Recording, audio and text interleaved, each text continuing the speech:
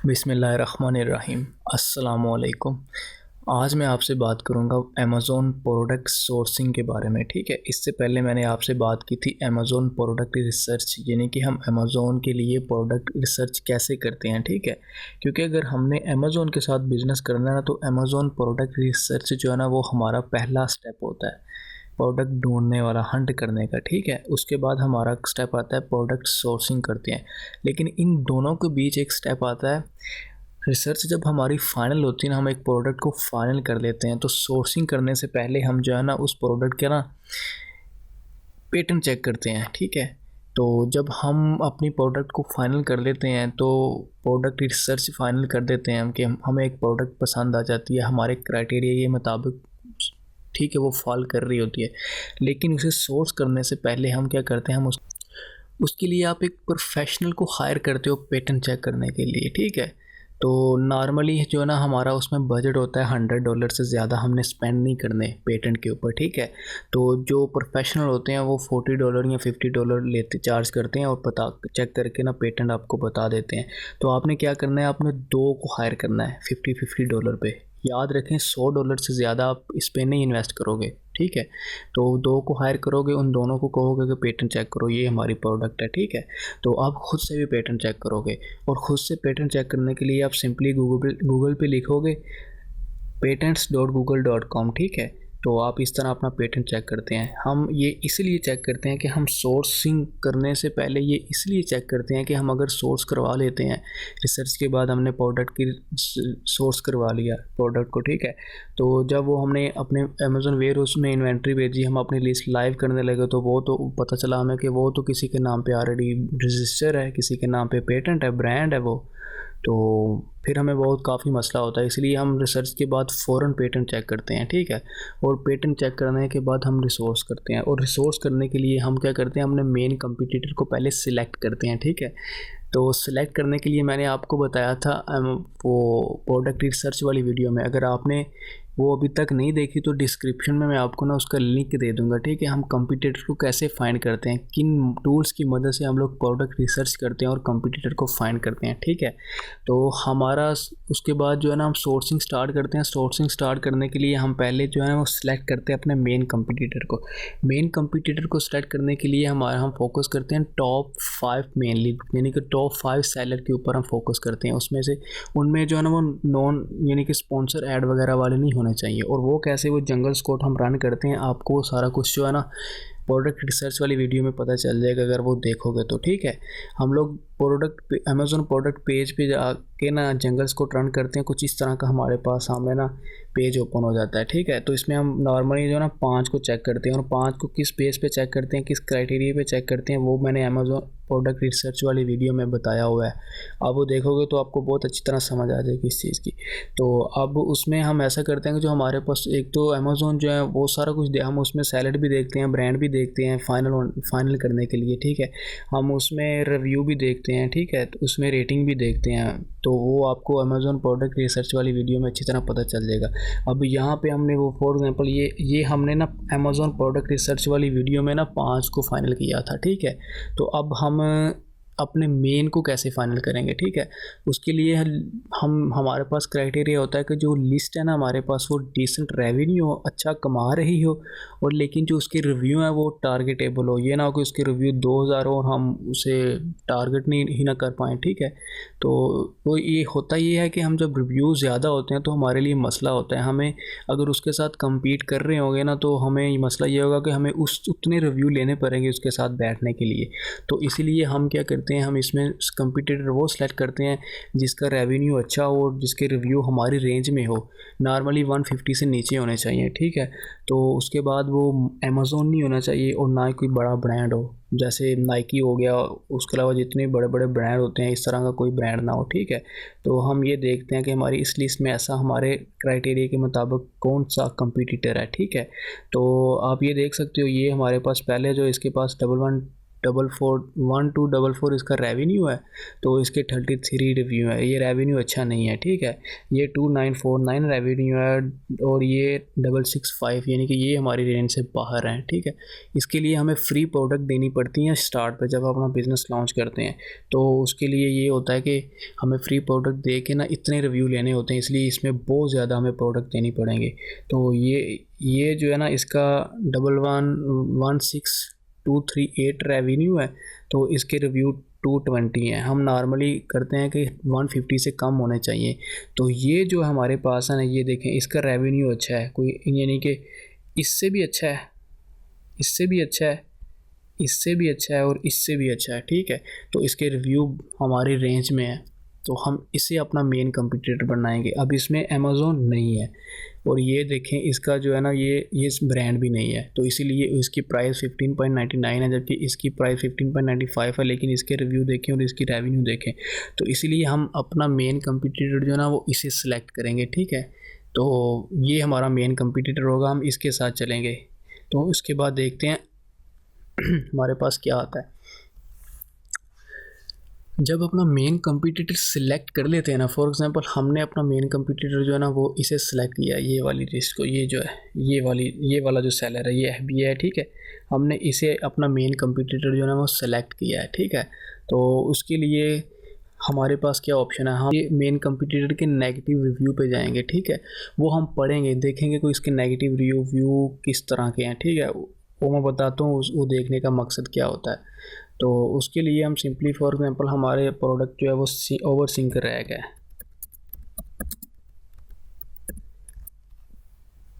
ये हमारी प्रोडक्ट है जो हमने कंपटीटर फाइंड किया।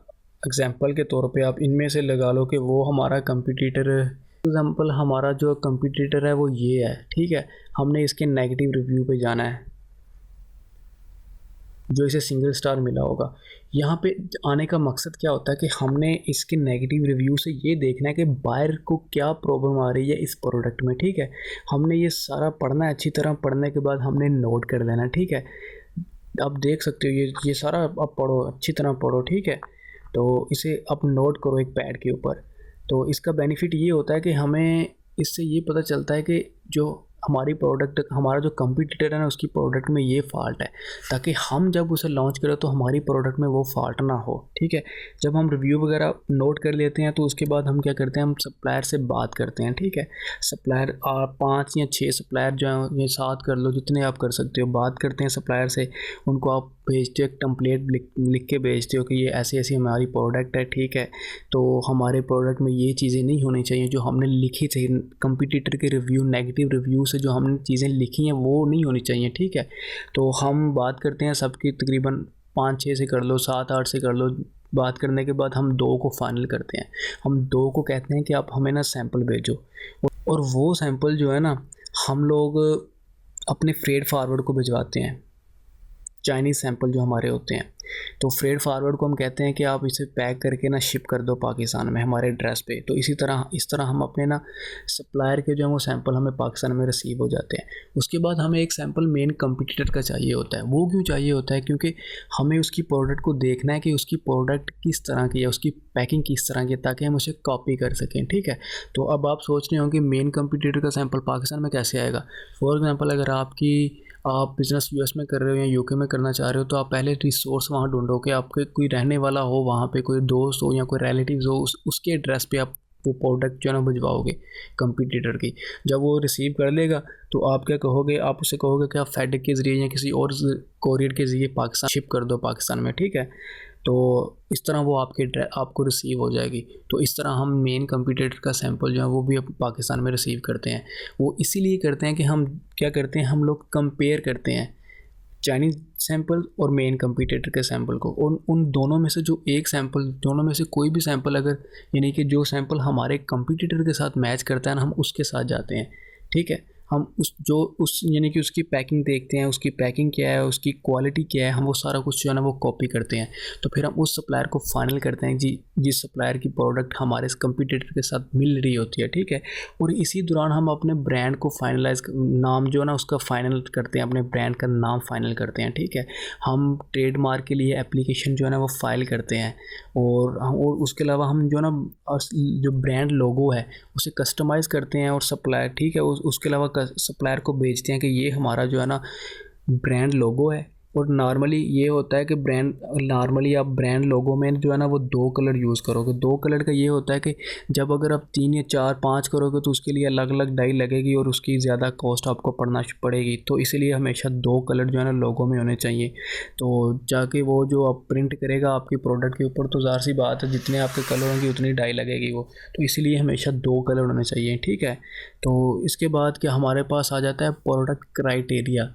इसके बाद हमारे पास आ जाता है सप्लायर क्राइटेरिया, ठीक है। हमने किन सप्लायर के साथ जाना चाहिए, कौन सा क्राइटेरिया है जिसकी वजह से हम सप्लायर को चूज़ करें, ठीक है। तो वो क्राइटेरिया ये है कि एक तो वो सप्लायर गोल्ड होना चाहिए, वेरीफाइड होना चाहिए, तो कम से कम 4 साल हो उसे अली बाबा के ऊपर, ठीक है।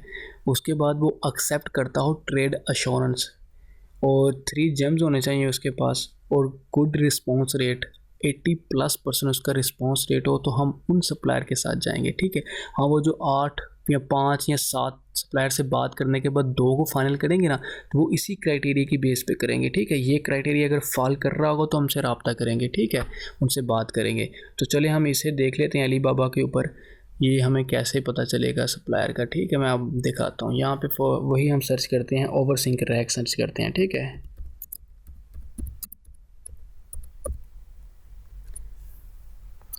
तो अब हमने देखना है यहाँ पे सप्लायर हमें हमारे क्राइटेरिया के मुताबिक कौन कौन सा मैच हो रहा है, ठीक है। तो यहाँ पे आप देख सकते हो, ये देखें, पहले हमारे पास ये 93% रिस्पॉन्स रेट है, 5 साल पुराना है ये वेरीफाइड भी है, ये ट्रेड अश्योरेंस है, और 3 जेम्स है। देख लें, जेम्स शो करवाते हैं कि सप्लायर की परफॉर्मेंस क्या है, ठीक है। तो आप नॉर्मली क्या करते हैं, हम लोग क्या करते हैं, हम ना ये देख लो, आप इसे ओपन करें, ठीक है। इसे ओपन करने के बाद आप कॉन्टैक्ट सप्लायर पे जा सकते हैं। इसे ओपन करने के बाद आप ये देखें, कॉन्टैक्ट सप्लायर की ऑप्शन आती है आपके पास, ठीक है।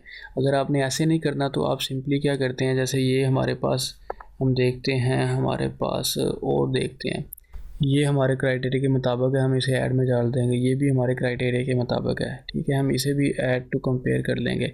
उसके अलावा हम देखते हैं और कौन सा हमारे क्राइटेरिया के मुताबिक है। अब ये देखो, ये भी हमारे क्राइटेरिया के मुताबिक है, 92 नहीं, ये 2 साल पुराना है, सॉरी, ये हमारे क्राइटेरिया के मुताबिक नहीं है। तो और देखते हैं हमारे पास क्या आता है हमारे पास, और ये देखें, ये 5 साल पुराना है, ये भी हमारे क्राइटेरिया के मुताबिक है, इसे भी हम कंपेयर में डाल देते हैं। तो उसके बाद ये 6 साल पुराना 93% रिस्पॉन्स रेट है, ये भी जो है ना हमारे क्राइटेरिया के मुताबिक है, हम इसे भी जो है ना कंपेयर में डाल देंगे। जब हमारे पास ये कंपेयर हो जाएंगे तो हम कॉन्टैक्ट सप्लायर पे जाएंगे, ठीक है। कॉन्टैक्ट सप्लायर पे जाके ना हम इसे ना टेम्पलेट लिखेंगे। ये देखें, ये हमें हमारा मटेरियल, ये कितने पीस आपको चाहिए, यहाँ पे आप सिंपली टेम्पलेट लिखोगे कि हमें इतने पीस चाहिए, हमारी ये डिमेंशन है, ये साइज़ है। सिंक रैक में भी साइज़ होते हैं, जैसे 65 सेंटीमीटर, 85 सेंटीमीटर, इस तरह के सैंपल होते हैं। आप अपने क्या करोगे, जो आपको कैसे पता चलेगा कि आपका साइज़ क्या है, आपकी डिमेंशन क्या है, तो आप सिंपली अपने ना ये जो आपका कंपटीटर होगा ना अमेज़ोन के ऊपर, आप उसकी प्रोडक्ट इन्फॉर्मेशन देखोगे, आपको आइडिया हो जाएगा कि आपके जो प्रोडक्ट है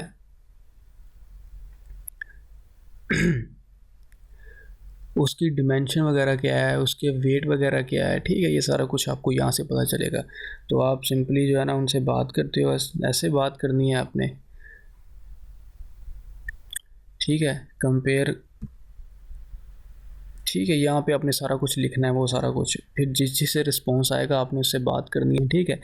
तो ये हमारे पास कैसे, और उसके बाद जब हम इनसे कांटेक्ट करते हैं तो हमें इनके मैसेज कुछ इस तरह शो होते हैं। ये देखो, जब हमने अली बाबा को ओपन करना है ना, तो हमने वहाँ पे रजिस्ट्रेशन करवानी है, अलीबाबा पे अपना अकाउंट बनाना होता है, ठीक है। जब हम अपने सप्लायर को फाइनल करते हैं तो वो मैसेज जो है ना हमारे अकाउंट में आते हैं सारे। जैसे ये देखें मैसेंजर नज़र आ रहा है, अब आप देख सकते हो कि मैंने कितने सप्लायर से बात की हुई है डिफरेंट प्रोडक्ट के लिए, ठीक है। तो इसके लिए हम क्या करेंगे, हम किसी एक को ओपन करते हैं। ओपन करने के बाद ये देखें मैं अपने अकाउंट में जा रहा हूँ, जो मेरा अलीबाबा का अकाउंट बना हुआ है, और ये आप ये देख सकते हो कि ये साइड पे कितने सप्लायर हैं। इन सब सप्लायर से मैं बात कर रहा हूँ प्रोडक्ट के लिए, ठीक है। ऐसे हम बात करते हैं इनसे, जिनके साथ हमारी डील फाइनल होती है हम उनसे फिर कहते हैं ठीक है ओके आप करो हमारी प्रोडक्ट पे काम। तो ये हमारे पास था कुछ सप्लायर क्राइटेरिया, ठीक है।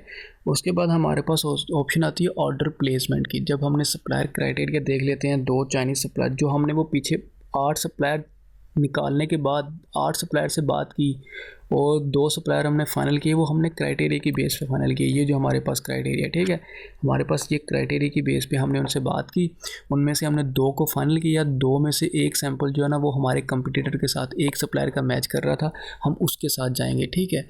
हम फाइनल करेंगे सप्लायर को जो एग्जैक्ट मैच करता होगा हमारे कंपटीटर की क्वालिटी के साथ। अब यहाँ पे बात ये आती है कि क्या हम अपने कंपटीटर की क्वालिटी से अच्छी क्वालिटी भेज सकते हैं? नहीं, बिल्कुल भी नहीं भेज सकते। क्यों? क्योंकि अगर आप ऐसा करोगे तो आपका प्रॉफिट मार्जिन और कम हो जाएगा, ठीक है, आप आउट ऑफ रेंज हो जाओगे। तो इसीलिए ये है कि इसे हम मंगवाते जो है ना कंपटीटर का सैंपल मंगवाते ही इसलिए है कि हम देखें उसकी क्वालिटी क्या है, उसकी पैकेजिंग क्या है। अगर वो वहाँ बैठ के कचरा बेच रहा है तो इसका ये मतलब है कि वहाँ कचरा बिक रहा है, तो आपने भी कचरा बेचना है, ठीक है, ये याद रखिएगा। ये ना हो कि आप उसकी सोचो कि नहीं चले वो क्वालिटी अच्छी नहीं है मैं अच्छी कर देता हूँ, तो आपकी प्रॉफिट मार्जिन जो है ना वो ख़त्म हो जाएगी। तो इस करने का कोई फ़ायदा नहीं है। इसीलिए हम सप्लायर के बिल्कुल एग्जैक्ट जो मैच हो रहा होगा सैंपल, हम वही चीज़ वहाँ सेल करेंगे।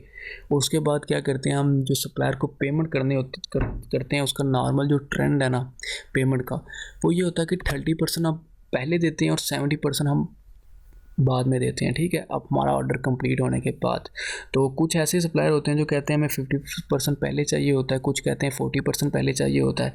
तो आप उनसे बात कर लो कि नहीं मैं 30% दूंगा, ठीक है।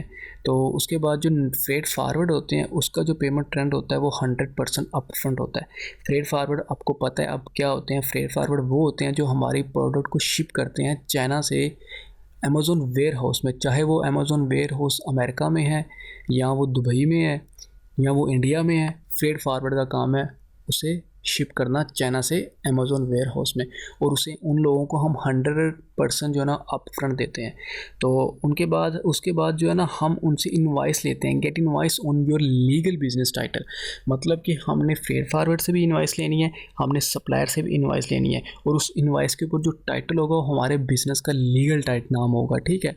उसमें अगर आपके नाम पे बिज़नेस है तो आपका नाम होना चाहिए, अगर किसी कंपनी के नाम पे बिज़नेस है तो आप उस कंपनी का नाम होना चाहिए। उससे ये होता है कि कल को अगर अमेज़ॉन हमसे पूछता है कि भैया हमें इनवाइस दिखाओ सप्लायर की या हमें वो दिखाओ फ्रेट फारवर्ड की, तो हम दिखाने वाले तो बने। इसीलिए हमें वो दोनों से इनवाइस लेनी ज़रूरी है, ठीक है। तो इसके बाद हम हमेशा पे करते हैं इन दोनों को, ट्रेड इंश्योरेंस से पे करते हैं या पेपाल से करते हैं। ट्रेड इंश्योरेंस के लिए सप्लायर हमें लिंक जनरेट करके दे देता है, हम उसके ज़रिए जो है ना उनको पे कर देते हैं, ये सिक्योर होती है, और पेपाल से करते हैं। याद रखिएगा इन दोनों के अलावा कभी भी सप्लायर को पेमेंट ना करिएगा। वेस्टर्न यूनियन से नहीं करनी, ना कहीं किसी बैंक से ट्रांसफ़र करनी है पेमेंट आपने उसमें, ठीक है। ये हमारा ऑर्डर प्लेसमेंट हो गया यहाँ पे। उसके बाद हमारा क्या काम है, अब हम क्या करें जब हमारा जो प्रोडक्ट है वो अंडर मैन्युफैक्चरिंग फ़ेज़ में हो। तो तब जब हमारी प्रोडक्ट अंडर मैन्युफैक्चरिंग फ़ेज़ में होती है ना, तो हम क्या करते हैं, हम लोग ना वर्क करते हैं अपने कंटेंट के ऊपर।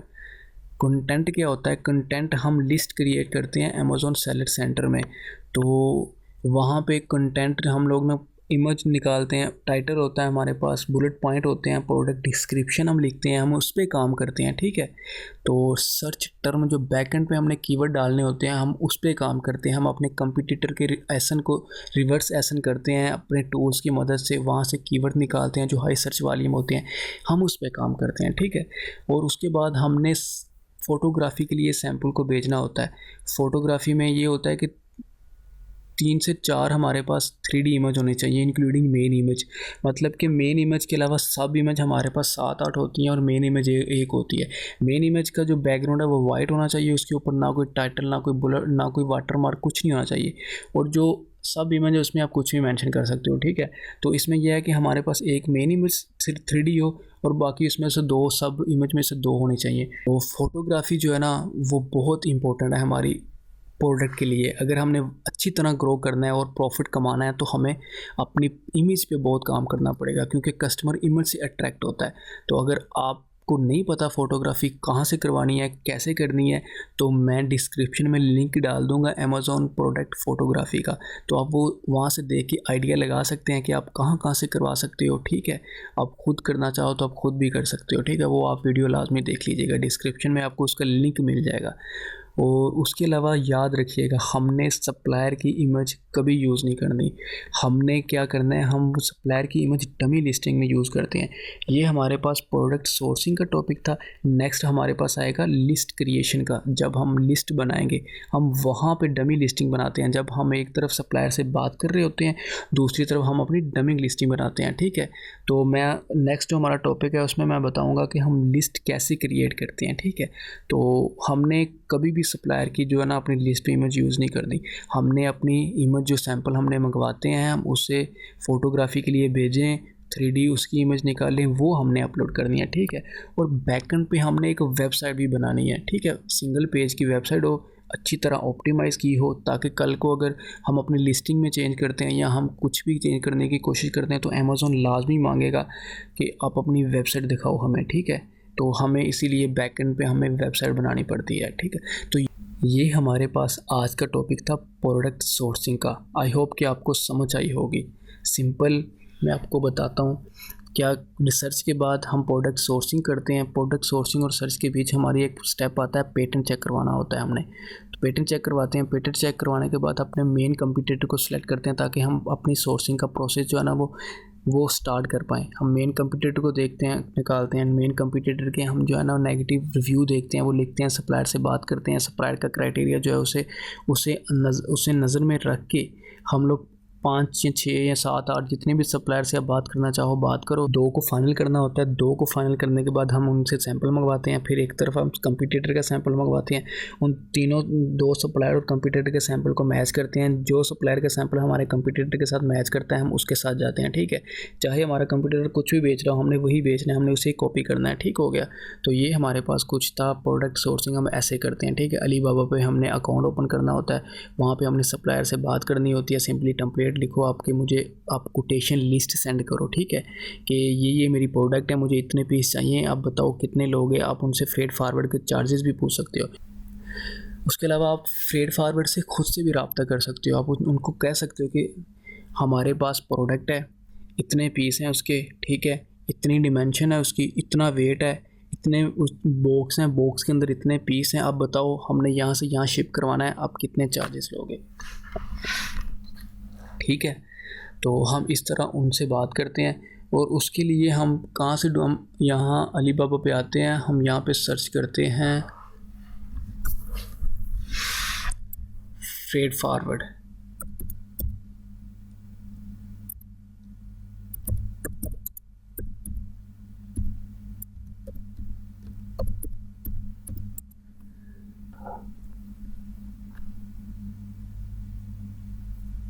इनके लिए भी हमारा वही क्राइटेरिया होता है, 4 साल पुराने हो, 80+ रिस्पॉन्स रेट हो, और गोल्ड हो, जेम्स 3 होने चाहिए, ट्रेड इंश्योरेंस हो। तो हम उनके साथ रब्ता करते हैं। उनको कहते हैं कि हम अपने जो प्रोडक्ट की डिमेंशन है, उसके बॉक्स हैं, बॉक्स के अंदर कितने पीस हैं, उसका वेट, सारा कुछ हम सप्लायर से पता करते हैं। और फ्रेट फॉरवर्ड से हम खुद भी रब्ता करते हैं, खुद भी कर सकते हैं और सप्लायर करके भी बता देता है। ये देखें, इस बंदे से हम बात करेंगे कि हमारे पास इतने कॉटन है, ठीक है, उसके अंदर इतने पीस हैं, तो हमने चाइना से यहाँ पे शिप करवाना है, तो बताओ कितने चार्जेस आप लोगे हम तक हैं, ठीक है।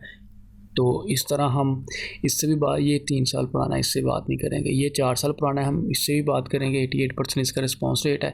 तो इस तरह जिससे हमारा, यानी कि हमारा जो, जिससे हमें कम रेट मिलेगा हम उसके साथ जाएंगे, ठीक है।